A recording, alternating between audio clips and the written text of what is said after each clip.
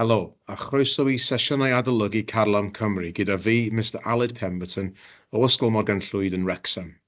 Yn y sesiwn yma, rydym am adolygu cynnwys y cwrs gwyddoniaeth Dwyradd i flwyddyn 11, sef Uned 6 Dwyradd, sydd hefyd yn cael ei adnabod fel Ffiseg 2. Byddaf yn cyflawni hyn drwy edrych ar amrywiaeth o gwestiynau arholiad o bapurau 2018 a 19.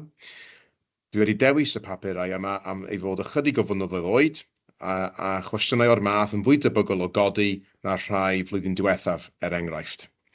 Mi fyddai hefyd yn rhoi awgrymiadau ar sut i wella techneg arholiad, a mi fydd yna gyfuniad o gwestiynau haen sylfaenol i ddechrau, a wedyn tuag at diwedd y fideo yma, awn ni symud ymlaen i rai cwestiynau fwy heriol haen uwch. Ond mae'r cwestiynau yma i gyd yn gallu bod yn ddefnyddiol i bawb i wylio. Reit, y peth gyntaf dwi eisiau tynnu sylw chi ato fo yn Ffiseg 2, neu unrhyw bapur arholiad ffiseg, ydy defnydd o dudalen 2. Ar dudalen 2, fydd gennych chi eich hafaliadau i gyd sydd yn berthnasol i'r arholiad. A mae o'n bwysig hefyd bod chi'n sylweddoli, os oes yna gwestiwn yn gofyn i chi ddefnyddio hafalud o dudalen 2, mi fydd y papur arholiad yn tynnu'ch sylw chi at tudalen 2. Os di papur arholiad ddim yn gofyn i chi ddefnyddio hafaliad o dudalen 2, yna anebygol fyddwch chi angen gwneud defnydd o hafaliad sydd o'ch blaenau chi rwan. Ar y chwith, mae gennych chi gopi o sut mae tudalen 2 yn edrych i'r haen sylfaenol, ac ar y dde mae gennych chi gopi o sut mae tudalen 2 yn edrych i'r haen uwch. Ac mae'r hafaliadau i ddechrau, maen nhw union yr un fath. Yr unig gwahaniaeth ydy mae yna hafaliadau ychwanegol i'r rhai sydd yn gwneud y papur haen uwch, sef yn benodol, dyn ni'n gallu gweld fama, mae gennych chi rhai o'r hafaliadau hyn. Mae yna hafaliad egni cinetig, ar gyfer y newid egni potensial, a hefyd y gwaith sy'n cael ei wneud wrth i chi ymestyn spring ar ffurf egni potensial elastig. Hefyd, mae'n hawdd i feddwl bod tudalen 2 dim ond ar gyfer y hafaliadau, ond mae yna hefyd y rhagfydiadau sydd yn gallu dod i fyny mewn unrhyw bapur arholiad. Hynny yw, os ydych chi'n ansicr beth i ystyr mili, enghraifft, os ydych chi'n sôn am falle fysa'n gallu bod yn, gan i ddweud, kilometr, neu falle bod y pŵer neu yr egni, gan i ddweud, mewn megajoules, neu kilowatts, neu milliwatts ac yn y blaen. Os ydych chi'n ansicr be i wneud efo y rhagfydiadau felly, yna defnyddiwch tudalen 2 i'ch helpu chi. Reit te, tuag at diwedd papur haen sylfaenol a ddechrau papur haen uwch, mae gennych chi wastad beth ni'n galw'n cwestiwn cyffredinol. Mae yna wastad un cwestiwn sydd yn gyffredin i'r papur haen uwch ag y papur haen sylfaenol. Ac yn 2019, y cwestiwn yma oedd cwestiwn oedd yn edrych ar y defnydd o bylydriad niwclear. Ac un defnydd fel chi'n gallu gweld o'r diagram yma ydy sut ydych chi'n gallu defnyddio ffynhonnell ymbolydrol i monitro a rheoli trwch ffoil neu papur. Os ni'n dechrau ein darllen fama, mae'n deud, un defnydd maen nhw'n astudio'n fanwl yw monitro trwch ffoil aluminium pan mae'n cael ei wneud. Mae pelydiad yn pasio trwy'r ffoil aluminium ac yn cael ei ganfod gan diwb gaigymylau. Mae newidiadau yn y trwch yn achosi gwahaniaeth yn y gyfradd cyfrif sy'n cael ei ganfod, ac yna mae'n bosibl gwneud addasiadau i'r gwasgedd sy'n cael ei roi gan y rholeri. Reit, mae gennych chi wybodaeth yma am wahanol isotopau ymbolydrol. Mae gennych chi symbol nhw, mae gennych chi gwybodaeth, dyma di'r gwybodaeth bwysig, mae gennych chi wybodaeth yma am eu hanner oes nhw. A fel ydych chi fod yn gwybod, yn fwyaf ydy hanner oes y ffynhonnell ymbolydrol, yr hyd a fydd o'n para. A wedyn mae gennych chi y modd dadfeilio hynny yw pa fath o bylydriad niwclear sydd yn cael ei allori. Enghraifft, mae hwn yn deud wrthyn ni, enghraifft bod phosphorus 32, sef isotop ymbolydrol, yn allori math beta o bylydriad niwclear, a mae gennych fo hanner oes o 14 o ddiwrnodau, enghraifft. A mae cwestiwn yma'n gofyn i ni, tigwch blychau wrth ymyl y 3 gosodiad cywir isod. Eto, os yw'n gofyn i chi ticio 3 bocs, gwneud chi'n siŵr bod chi'n gwneud hynny. Os ydych chi'n mynd yn ticio 1, yna ydych chi'n mynd i golli 2 o farciau. A hyd yn oes gwneud chi ddim syniad, y peth y lleiafrif fedrwch chi wneud ydy o leiaf ticio 3 bocs. Wel, gan i edrych ar rhain. Niwclosau helium yw ymbylydydd alfa, mae hwnna wrth gwrs yn gywir. Mae ymbylydydd alfa yn ioneiddio mwy na pelydydd gamma. Eto, mi ddylai fod chi yn ymwybodol o hynny, bod hynny'n gywir. A mae'n 90 o niwcleonau gan strontiwm 90. Niwcleon, cofiwch, ydy proton neu neutron. A mae 90 ydy rhif mas neu rhif niwcleon. A felly mae hwnnw hefyd yn gywir. Gan i weld felly, os di'r lleill neu pam bod y lleill yn anghywir. So tonnau egni isel yw pelydriad gamma. Wel, pelydriad egni uchel, neu tonnau egni uchel ydy pelydriad gamma, felly mae'r pedwaredd bocs yn anghywir. Dim ond pellter byr y mae pelydriad gamma yn ei deithio mewn aer. Wel, dyn ni'n gwybod bod pŵer treiddio gamma yn uchel, a felly pellter hir mae pelydriad gamma yn teithio mewn aer, ac electronau sy'n symud yn araf yw ymbylydydd beta. Wel, eto, electronau ydy ymbylydydd beta, ond electronau sy'n symud yn gyflym, nid yn araf. Felly, da ni'n gallu gweld fanne pam bod y 3 bocs neu 3 brawddeg olaf yn anghywir. Reit, un o myfyrwyr yn awgrymu mae strontiwm 90 yw'r isotop mwyaf addas o'r tabl i fonus o trwch ffoil aluminium. Esboniwch ydych chi'n cytuno efo'r awgrym hwn neu beidio. Wel, da ni'n edrych ar strontiwm 90, mae o efo hanner oes o 29 o flynyddoedd, a mae o yn allor i gronau beta. A mi ddylai bod chi'n gwybod yn y job yma lle da ni yn trio monitor trwch, mae hwnna yn berffaith oherwydd, da ni'n gwybod bod gamma yn rhy treiddiol efo'r ffoil aluminium, a dydy alpha ddim yn digon treiddiol, felly beta ydy'r gorau i ddefnyddio efo aluminium, oherwydd mae o'n treiddio yn rhannol. Hynny yw, beth bynnag ydy trwch y ffoil, bydd hwnna yn effeithio faint o'r pelydiad beta sydd yn treiddio trwy y ffoil. A dyn ni, mwyn peidio gofod newid y ffynonell yn rhy aml, dyn ni hefyd eisiau rhywbeth sydd yn para'n hir, a felly rhywbeth efo hanner oes hir. So, os ti'n edrych yn y tabl, yn bendant strontiwm 90 ydy yr un i ddefnyddio.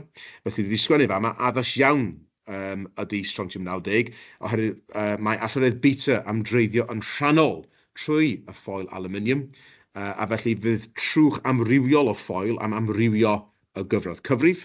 Hefyd, mae hanner oes hir yn golygu nad oes angen newid y ffynhonnell yn rhy aml, felly mae hwnna yn cael y marcau i gyd yn rhan B. A wedyn rhan C, rhan 1, esboniwch yn ystod y gosodiad mae hanner oes strontiwm 90 yn 29 o flynyddoedd.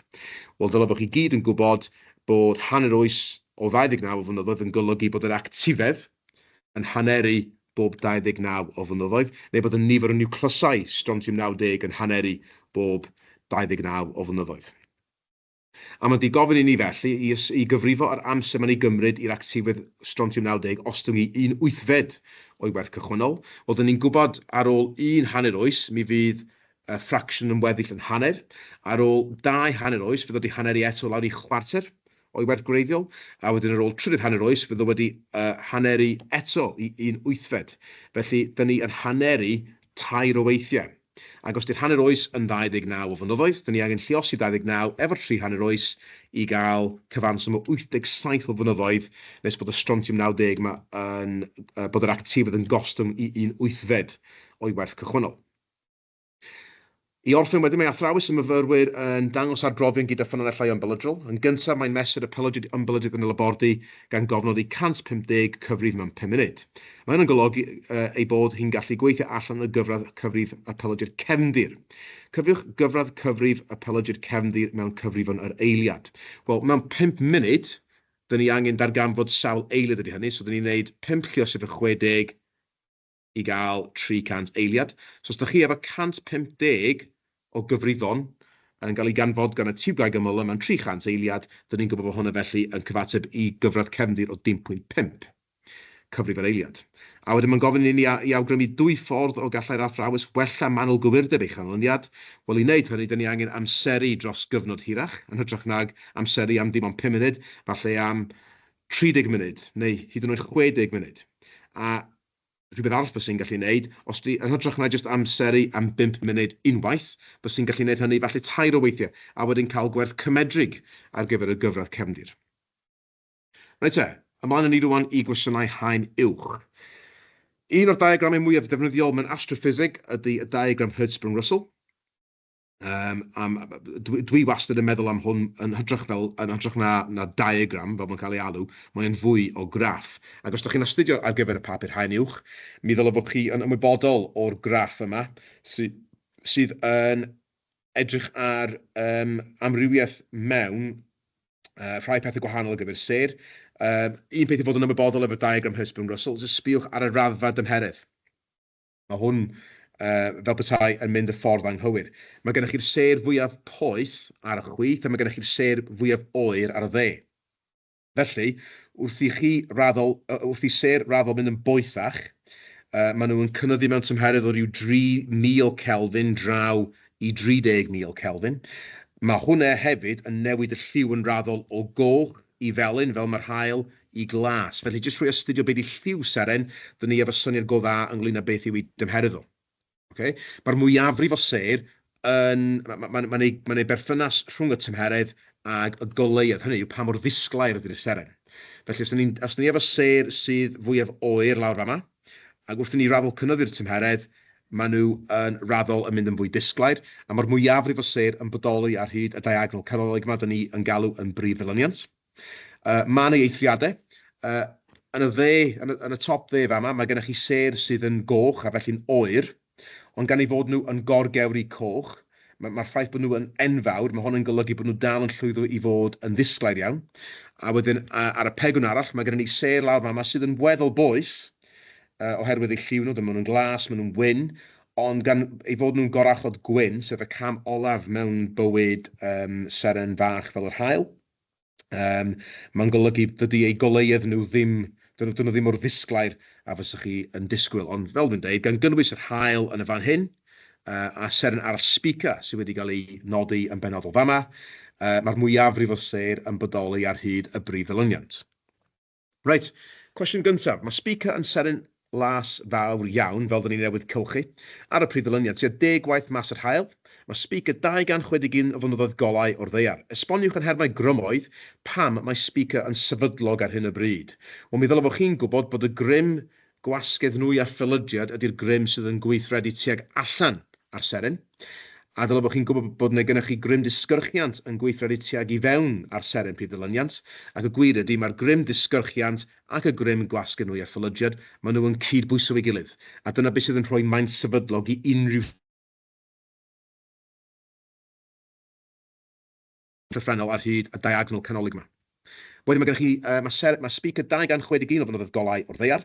Nodwch beth yw ystyr hyn. Dylai bod chi'n gwybod bod mae'n blwyddyn golau yn fesul i bod beller.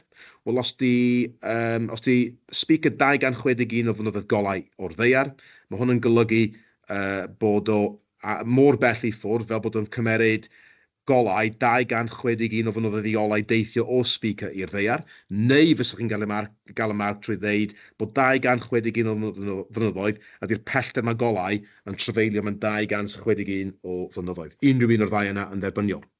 A wedyn, mae'r cwestiwn nesaf wedi gofyn i chi i amlinellu be ydy camau bywyd seren melyn fel yr hael. A mae o'n gofyn i chi ddefnyddio'r diagram Hertzsprung-Russell, neu'r graff Hertzsprung-Russell, i amlinellu pa newidiadau fydd hwn yn ei gael ar yr hael. Wel, i ddechrau efo, mae gennym ni ymasiad hydrogen i helium sydd yn pweru yr hael ar hyn o bryd, a mae'n gyfrifol am ddarparu'r grymoedd gwasgu nwy a ffylydiad mwyn cydbwyso disgyrchiant yr hael.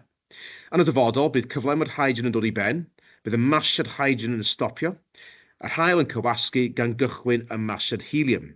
Bydd hwn yn cynyddu'r grymoedd gwasgu nwy a ffylydiad, fydd o felly mynd yn fwy na disgyrchiant, a dyna pryd bydd yr hael yn chwyddo i ffurfio cawr coch.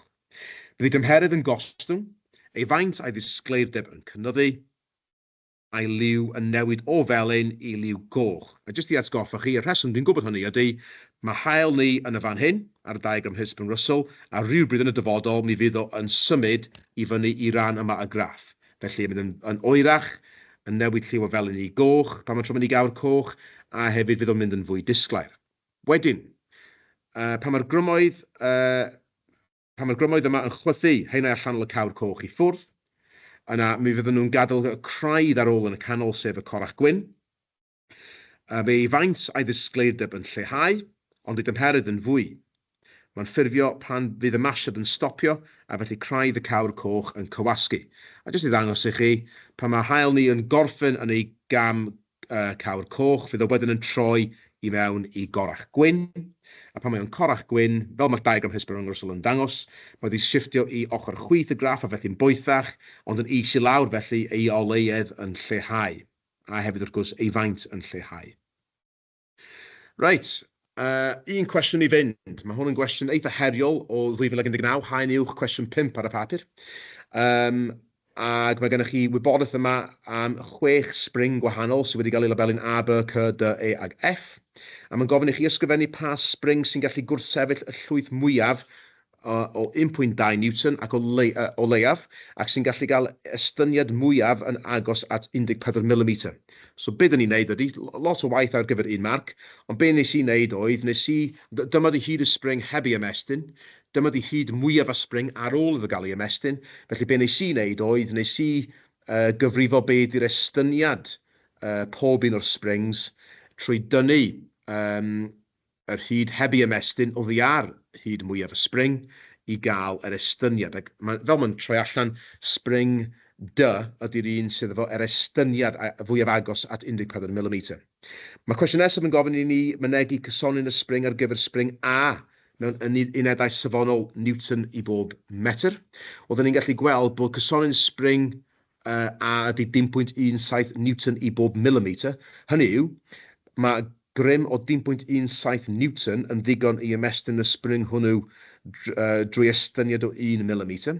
Felly, i ddarganfod sawl Newton fysa angen mwyn ymestyn y spring nid 1 mm ond 1 metr, gan fod metr 1000 gwaith yn fwy na millimeter, dyn ni angen lluosi'r grym o 0.17 Newton efo 1000 i sylweddoli bod hwnna yn cyfateb i werth o 170 Newton i bob metr. Wedyn mae'n grŵp o fyfyrwyr eisiau defnyddio spring i daflu pêl fach yn vertical tuag i fyny. Maen nhw'n dewis defnyddio spring C. Byddai gwelodd y spring yn dal y bêl y tu mewn iddo a byddai pennych af y spring yn sefydlog yn ei safle. Bydd gwelodd y spring yn cael ei dynnu i lawr a'i ryddhau mwyn taflu'r bêl yn vertical tuag i fyny. Cwestiwn anodd eto. Defnyddiwch hafaliadau o dudalen 2. Reit, mae hwn yn gofyn i ni ddefnyddio hafaliadau o dudalen 2 sy'n awgrymu mwy nag un. I gyfrifo'r egni sydd wedi storio yn y spring, fel egni potential elastig wrth gwrs, pan mae wedi ymestyn i'w hyd mwyaf. Wel, y peth gyntaf sydd wedi'i wneud ydy, os ydym ni'n edrych ar y wybodaeth, os ydych chi'n nôl at y tabl, i spring C, newch chi weld bod cysonyn y spring ydy 0.12 Newton i bob millimeter.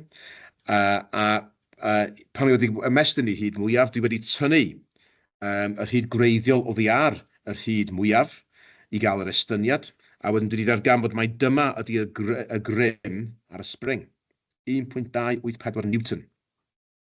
So, dyn ni'n gwybod mai dyna di'r grym sydd ar y spring pan mae wedi cael ei ymestyn i'w hyd mwyaf. A wedyn, dyn ni rwan angen mynd ati i ddarganfod faint o egni mae'r spring yma yn ei ddal. Wel, os ydych chi'n edrych ar dudalen 2, reit lawr gwaelod dudalen 2 ar y papur haen uwch, fe welwch chi bod yr egni sy'n cael ei ddal gan spring yn hafelu hanner lluosi efo'r grym, lluosi efo'r estyniad. So felly mae'n hanner lluosi efo'r grym dyn ni eisoes wedi cyfrifo fan hyn, wedi lluosi wedyn efo yr estyniad, ond dyn ni eisiau bod yn ofalus, cos mae'n rhaid i'r estyniad fod mewn metrau. Dyna pam dyn ni lluosi efo 10 pwyr o -3. Cofiwch y rhagddodiad yna ar ddiwedd tudalen 2. So dyna beth dyn ni'n gwneud i drosi o filimetrau i fetrau, a dwi wedi glanio fyny efo ateb yma o 6.87, yn meddwl, lluosi efo 10 i'r -3 joule. Cwestiwn eithriadol o heriol. Nawr, cofiwch, hwnnw ydy'r egni sydd wedi cael ei storio yn y spring fel egni potential elastig. A pan dyn ni'n rhyddhau'r spring, mae'r egni yna am gael ei drosglwyddo i'r bêl yn gyntaf fel egni kinetig a wedyn fel egni potential disgyrchian pan mae'r bêl yn mynd yn uwch i'r awyr. Mae'r cwestiwn yn gofyn i ni defnyddio hafalid y dudalen 2 i gyfrifo uchder damcaniaethol mwyaf y byddai'r bêl yn ei gyrraedd o wybod bod ei fas yn 15 gram. Wel, dyn ni'n gwybod, fel dwi newydd drafod, mi fydd egni potential elastig y spring yn cael ei drosglwyddo yn egni potential disgyrchiant yn y bêl. Dyn ni eisoes wedi cyfrifo bod yr egni potential elastig a felly egni potential disgyrchiant yn y pen draw y bêl fydd 6.87 times 10 i'r -3 joule. A hwnnw'n hafal i MGH, sef yr hafalid o dudalen 2, i gyfrifo egni potential disgyrchiant, sef y mas, lluosi efo cryfder disgyrchiant sef 10 ar ddeiar, lluosi efo newid uchder. Felly i aldrefnu, i gael y newid uchder, dyn ni'n gwneud yr egni potential disgyrchiant, rhannu efo 10 wedi lluosi efo mas y bêl, ond sylwch, da chi angen trosi'r mas o gramiau i kilogramau trwy lluosi efo 10 i'r pwyr o -3. Ac os ydych chi'n gwneud hynny i gyd, fyddwch chi'n glanio fyny efo'r uchaf damcaniaethol, mi fydd y bêl yn ei gyrraedd yn 0.458 metr. Ond mae hynny dim ond yn ystyried bod holl egni potential elastig y spring yn trosglwyddo'n gyfan gwbl yn egni potensial disgrychiant yn y bêl. A dyn ni'n gwybod mewn gwirionedd, dydy hwnna ddim yn digwydd, oherwydd grymoedd allanol fel gwrthiant aer yn gwneud gwaith, mi fydd ychydig bach iawn o'r egni'n cael ei drosglwyddo, a felly dyn ni'n disgwyl fydd yr uchder mwyaf mae'r bêl yn cyrraedd go iawn, ychydig bach yn is na hynny. Rhan nesaf y cwestiwn, dyn ni bron wedi gorffen rwan, mae'n deud, yna mae cofnodydd data yn cael ei ddefnyddio i fonitro mudiant y bêl wrth iddi godi o'r spring.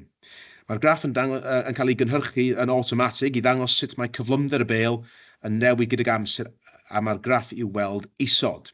Wel, dych chi fod yn gwybod, mae o'n deud ar dudalen 2, bod, os dych chi efo graff cyflymder amser, mi fydd arwynebedd dan y graff, sef arwynebedd triongl sydd wedi ffurfio yma o dan y graff, bod hwnnw'n hafal i'r pellter a deithir, a felly i'r uchder mae'r bêl yn ei gyrraedd tra fod o yn cael ei seithi o'r spring.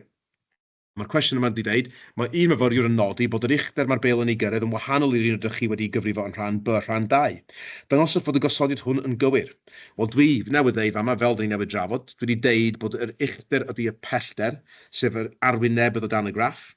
Ac os ydych chi'n sbio fama, dyn ni'n gallu gweld, os dwi jyst yn dileu hwn yn fyny bach, i edrych ar y rhifau yn fwy gyfalus, dyn ni'n gallu gweld bod sail y triongl ongl sgwar yma ydy 10.9. Dyn ni'n gallu gweld bod ei uchder o ydy 10.9 hefyd. So felly, i ddarganfod be ydy y pellter, felly'r uchder, dyn ni yn gwneud hanner lluosi efo'r sail lluosi efo'r uchder. A dyn ni'n glanio fyny efo ateb o 10.445 metr. A beth sy'n significant am hwnna ydy, mae o yn llai nag y 10.458 metr, fel wnaethon ni drafod. A felly mae'r gosodiad yma yn wir, ac i orffen felly, esboniwch pa mae'r uchder mae'r bêl yn ei gyrraedd yn wahanol i'r uchder damcaniaethol. Wel, fel dyn ni'n trafod, mae'n ei golledi'r egni o'r bêl i'r moleculau aer o ganlyniad i rym gwrthiant aer yn gwneud gwaith yn erbyn y bêl. Cofiwch, gwaith ydy'r egni sydd yn trosglwyddo o un gwrthrych i wrthrych arall.